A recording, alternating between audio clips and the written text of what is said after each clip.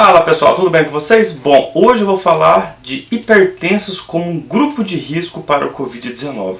Por que aumenta muito a letalidade esse grupo de risco? Ficou curioso? Mande para as pessoas que são hipertensas para elas ficarem em casa, tá bom? Aproveitando, não deixe de curtir, compartilhar, se inscreva, siga a gente lá no Instagram, lembrando que é um vídeo embasado em conhecimento científico.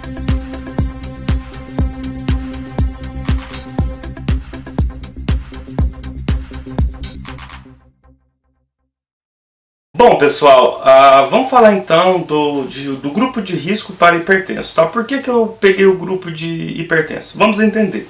Bom, como vocês sabem, né, acho que já deve ter lido bastante, viu muita gente falando sobre o coronavírus. Bom, coronavírus, gente, ele existem 7 tipos, só que eu não vou falar nenhum aqui agora, tá? Eu vou falar do grupo de risco, que são os hipertensos ou pessoas também que têm doenças cardiovasculares. Por que eles estão no grupo de risco e por que aumenta muito a letalidade? Primeiro, vamos entender algumas coisas aqui. Esse vírus, gente, a forma de transmissão dele para a gente não importa aqui, porque vocês já sabem. Forma de prevenção não vou falar porque vocês já estão cansados de saber. Então eu quero entender o seguinte. O vírus instalou no indivíduo. Por exemplo, eu peguei o coronavírus, tá? Por que pode acontecer algo grave comigo, como não pode acontecer nada? Simples, porque depende das comorbidades. O que são comorbidades? São doenças de base. Não é que a doença ela tem uma base, mas são doenças que acometem muitas pessoas na população. Vamos imaginar que agora a população brasileira, grande parte da nossa população são hipertensos e diabéticos, que também é grupo de risco de diabetes.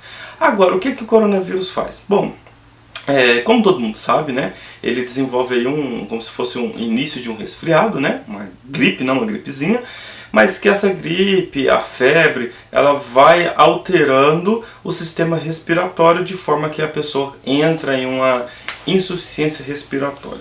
Bom, talvez tenha gente leiga assistindo o vídeo, então eu vou explicar o que é uma insuficiência respiratória no geral. Insuficiência respiratória é quando os pulmões, lá nos alvéolos, eles têm dificuldade para fazer troca gasosa. Então vamos lá. Quando eu respiro, inspiro, né, coloco um ar lá dentro dos alvéolos, dentro do pulmão, e esse alvéolo, ele permite, por uma membrana, a passagem do oxigênio que você inspirou, e o sangue que está passando do lado daquele alvéolo elimina para dentro desse alvéolo um CO2. Ele faz uma troca, entra CO2 para dentro do alvéolo e o oxigênio dentro do alvéolo entra na corrente sanguínea. Então acontece essa troca. Quando uma pessoa tem algum tipo de insuficiência respiratória, o que acontece? Pode ser várias coisas, mas o que mais importa pra gente entender de uma insuficiência respiratória é quando atrapalha essa troca. Porque não adianta você inspirar e chegar lá no alvéolo e não fazer a troca.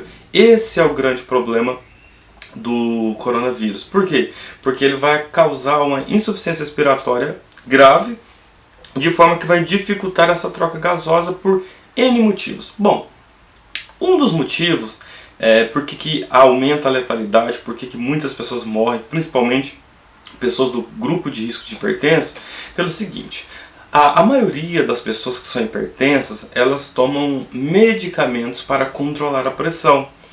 E se você não sabia, a maioria desses medicamentos, eles não têm ação no coração, eles têm ação em outro lugar. Bom, para quem toma captopril, enalapril, esses medicamentos, eles têm uma ação onde ele vai bloquear a ação de uma enzima conversora de angiotensina.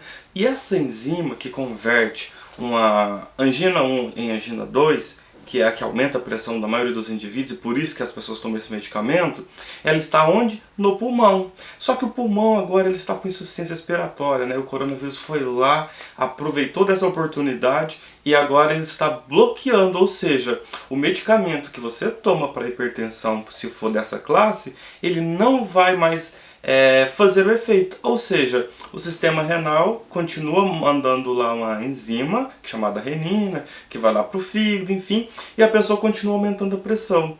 Bom, a pessoa já está com dificuldade respiratória por conta do coronavírus, devido a como se fosse ali o início de uma pneumonia grave.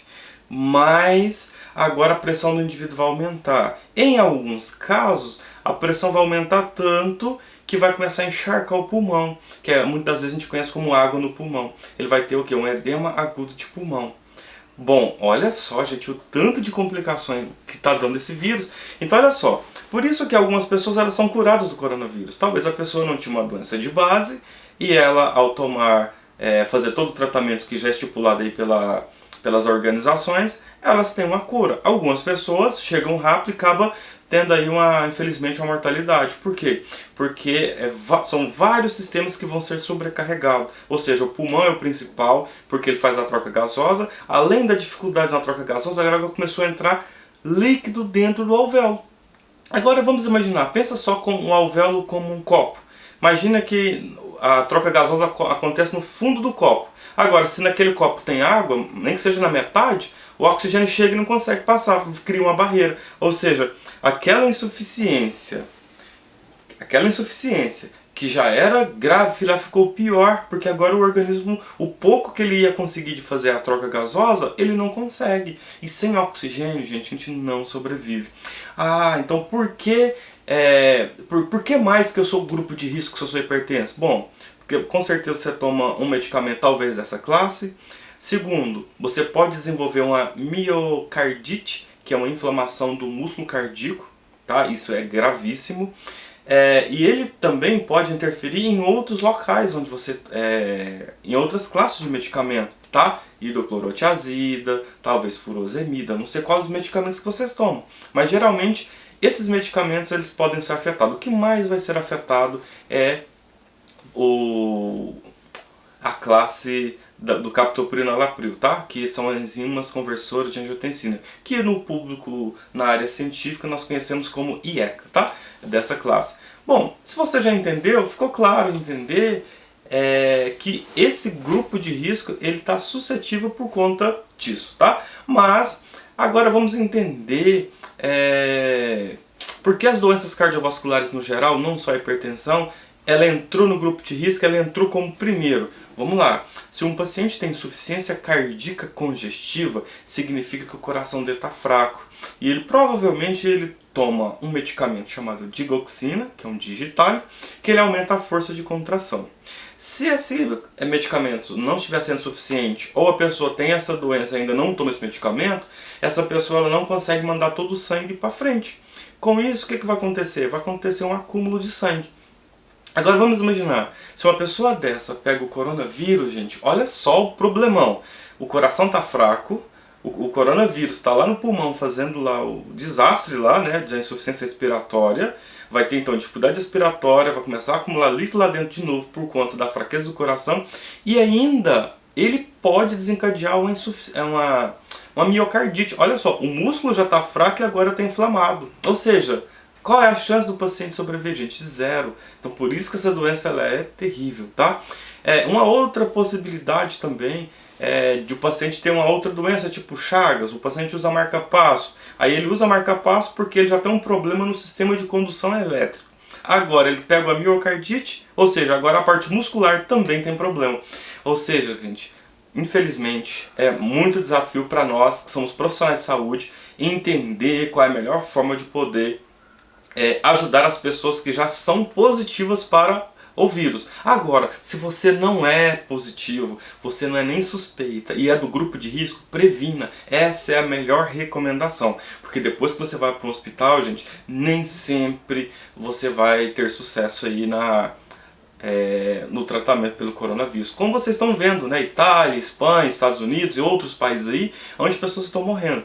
Ah, mas por que o ventilador mecânico ele é muito importante nesse momento? Gente, ele é importante, mas ele não salva vidas dependendo da situação. Entendo muito bem. Então não adianta você ter um convênio muito bom e ir para um hospital melhor do Brasil ou do mundo que seja, só que chega lá você tem outros problemas que não é só no pulmão. Entendeu? Então quando eu falo que o coronavírus ele causa também um problema cardíaco chamado miocardite, agora você tem um problema cardíaco.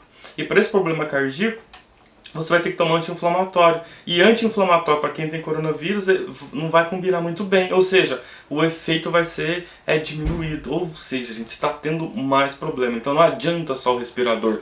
O que o respirador faz? Bom, o coronavírus ele vai causar como se fosse uma fibrose ali no pulmão. Vai deixar ele mais duro.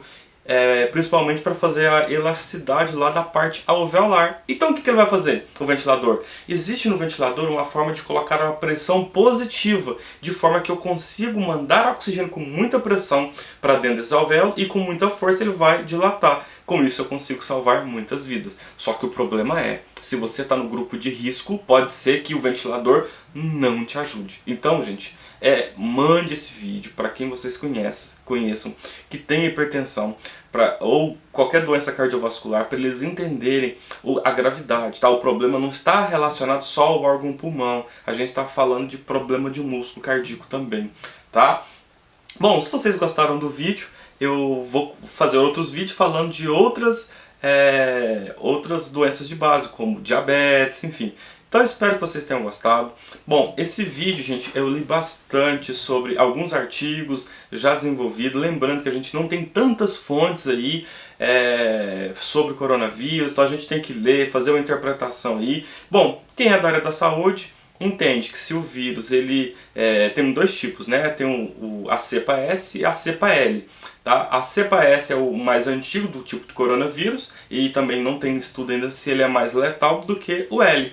Mas em estudos que já foram feitos, a cepa L é a que mais está transmitindo e a gente não sabe se ela é mais tóxica do que a cepa S, tá bom? E essa cepa ela aproveita e entra numa parte glicoproteica ali da célula, impedindo que os medicamentos tenham efeito e aumentando aí a angiotensina 2, que vai aumentar substancialmente a pressão arterial. Bom, então uma pessoa que também não é hipertensa, ela pode ter água no pulmão, ou seja, edema agudo de pulmão, porque essa enzima ela acaba aumentando a pressão, porque ela vai estimular a aldosterona, né, vai estimular a sede e vai fazer uma vasoconstrição de músculos lisos, beleza? Galera, espero ter ajudado vocês e espero vocês no próximo vídeo.